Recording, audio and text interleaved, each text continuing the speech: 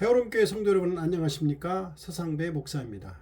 오늘은 사도행전 27장 20에서 25절 말씀으로 나는 내게 말씀하신 그대로 되리라고 하나님을 믿노라 라는 제목으로 말씀을 전하겠습니다. 바울은 유라굴로 광풍 속에서 모든 사람들이 속수무책으로 절망하고 있을 때 앞장서서 이렇게 말했습니다. 이제는 안심하라. 너희 중 아무도 생명에는 아무런 손상이 없겠고 오직 배뿐이리라. 바울이 이런 말을 사람들에게 할 수 있었던 근거는 하나님의 사자가 나타나서 자신에게 한 말씀 때문입니다. 하나님의 사자가 한 말씀은 다음과 같습니다. 첫 번째, 바울아 두려워하지 말라. 수없이 죽을 고비를 넘겨왔던 바울도 인간이기에 두려워하지 않을 수 없었던 것으로 보입니다.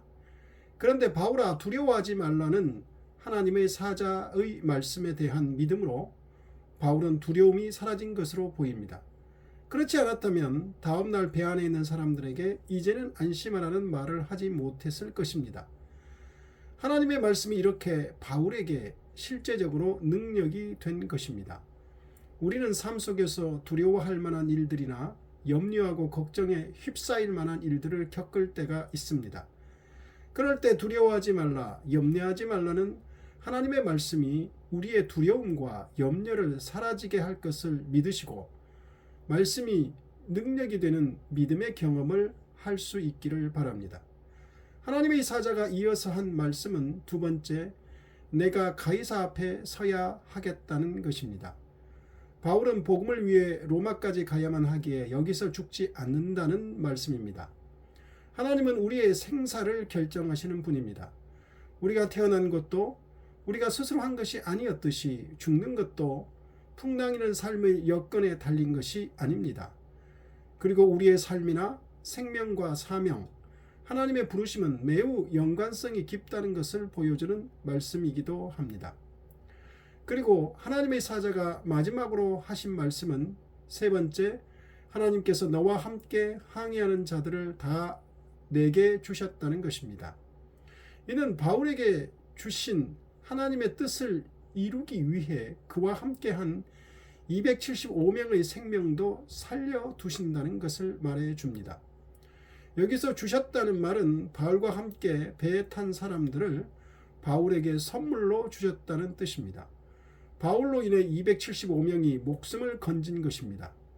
뿐만 아니라 이 기적 같은 경험을 하였기에 아마 그들 가운데 많은 사람들이 바울을 통해 복음을 듣고 구원을 받았을 것입니다. 저는 하나님의 사자의 이 말씀을 들은 후에 하나님께서 우리에게 준 사람들은 모두 선물이라고 생각합니다. 내 말을 듣든지 듣지 않든지 상관없이 모두 하나님이 주신 선물이라고 생각합니다.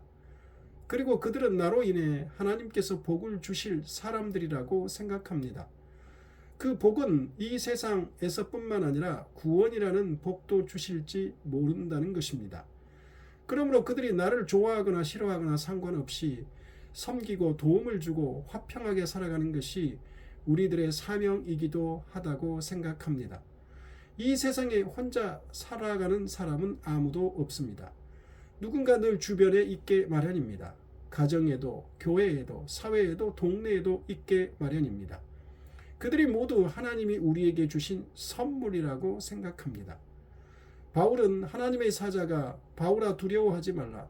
내가 가이사 앞에 서야 하겠고 또 하나님께서 너와 함께 항해하는 자들을 다 내게 주셨다고 자신에게 말씀하였으니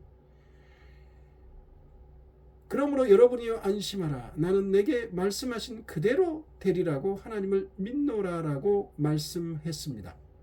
바울은 다시 한번 여러분이여 안심하라고 권고합니다. 바울이 연이어 두 번씩이나 동일하게 권고한 것을 보면 아마도 대부분의 사람들이 매우 두려워하고 불안해했던 것으로 보입니다. 어찌 이 상황에서 두렵지 않고 불안하지 않을 수 있었겠습니까? 그리고 이 어려운 상황을 헤쳐나가는데 지도력을 발휘해야 하는 바울이 볼 때 배 안에 있는 배가 파손될 것인데 그 안에 있는 사람들이 두려움과 불안 가운데서 우왕좌왕하면 큰 문제가 될 것이기에 안심시키고 있는 것으로 보입니다.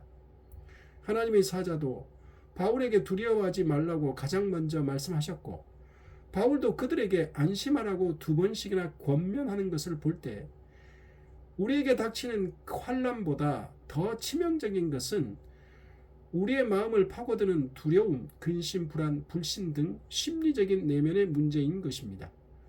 그런데 이러한 문제는 하나님의 말씀이 능력이 있음을 바울을 통해 입증되었습니다.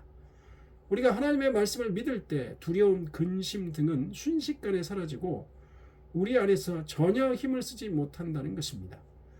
그런 것들은 종이 호랑이와 같이 아무것도 아닌데 우리가 두려워하면 무서운 호랑이같이 우리를 무너뜨리는 치명적인 것이 될 수도 있습니다.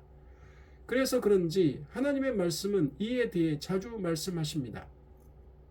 창세기 15장 1절에도 이후에 여호와의 말씀이 환상 중에 아브라함에게 임하여 이르시되 아브라함아 두려워하지 말라. 나는 내 방패요 너의 지극히 큰 상급이니라.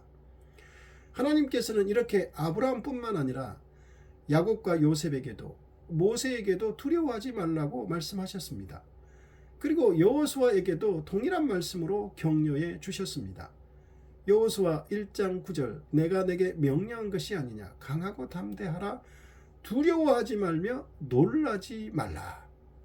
이렇듯 두려워하지 말라는 하나님의 말씀이 신구약 성경에 10번이 넘게 나옵니다.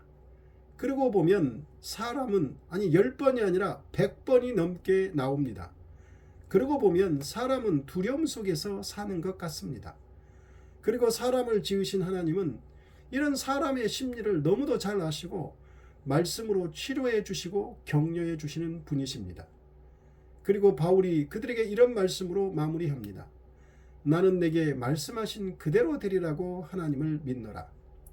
바울은 하나님께서 자신에게 주신 말씀 속에 거하면서 사람들을 안심시키려고 애쓰고 있습니다.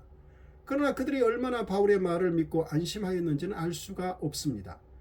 하나님에 대한 바울의 믿음은 매우 확고한 것으로 보여지는데 바울의 이런 확실한 신앙의 모습은 다른 사람들이 보여주고 있는 절망적인 모습과는 극명한 대조를 이루고 있습니다. 사람들은 동일한 죽음의 위기 가운데서 두려워하고 절망하는 자신들과 전혀 다른 이런 담대한 바울의 모습을 보면서 바울의 신앙의 독특함에 대해 관심을 가졌을 것입니다. 뿐만 아니라 바울이 섬기는 하나님에 대해서도 관심을 갖게 되었을 것입니다. 바울을 로마로 재판받으러 끌려가는 죄인으로 알았을 것인데 그 이상의 어떤 특별한 인물이라는 인상을 강하게 받았을 것입니다. 나아가서 바울의 이와 같은 말과 행동은 그들에게 구원을 전하는 복음 전도가 되었을 것입니다. 삶의 위기와 어려움 가운데서 이러한 그리스도인들의 믿음의 말과 행동은 주변의 사람들에게 소망을 줄 뿐만 아니라 복음 전도가 될 수 있는 것입니다. 바울은 자신에게 말씀하신 그대로 되리라고 하나님을 믿노라라고 확신에 찬 음성으로 그들에게 말했습니다. 말씀하신 그대로란 배는 파선하지만 아무도 다치거나 죽지 않는다. 자신은 로마에 가서 복음을 전할 것이다. 그리고 275명을 자신에게 선물로 주셨는데 그대로 될 것이라고 말씀하신 하나님을 믿는다는 것입니다. 우리는 하나님의 말씀을 바울처럼 그대로 믿어야 합니다. 하나님을 믿어야 합니다. 그럴 때 하나님의 말씀이 우리에게 역사하시고 능력이 될 수 있습니다. 하나님을 믿는다고 하는 사람이 하나님의 말씀을 그대로 믿지 않는다면 하나님의 말씀이 전혀 우리에게 능력이 될 수 없는 것입니다. 오늘 본문의 말씀이 그대로 믿어지기를 진심으로 바랍니다. 두려워하지 말라. 이제는 안심하라. 배는 파손될 것이지만 아무도 다치거나 죽지 않는다는 말씀을 실제로 믿기를 바랍니다. 기도하겠습니다. 하나님 아버지, 하나님을 믿게 하여 주심을 감사합니다. 하나님을 믿는 우리가 제가 하나님의 말씀을 그대로 믿고 살게 하여 주옵소서. 하나님이 우리를 지키고 보호하신다는 그 말씀을 믿습니다. 어떤 환난이나 어려움, 실패와 좌절이 있더라도 뜻하지 않는 어려운 일들이나 힘든 일이나 고통스러운 일이나 위기가 있을지라도 하나님의 말씀을 믿습니다.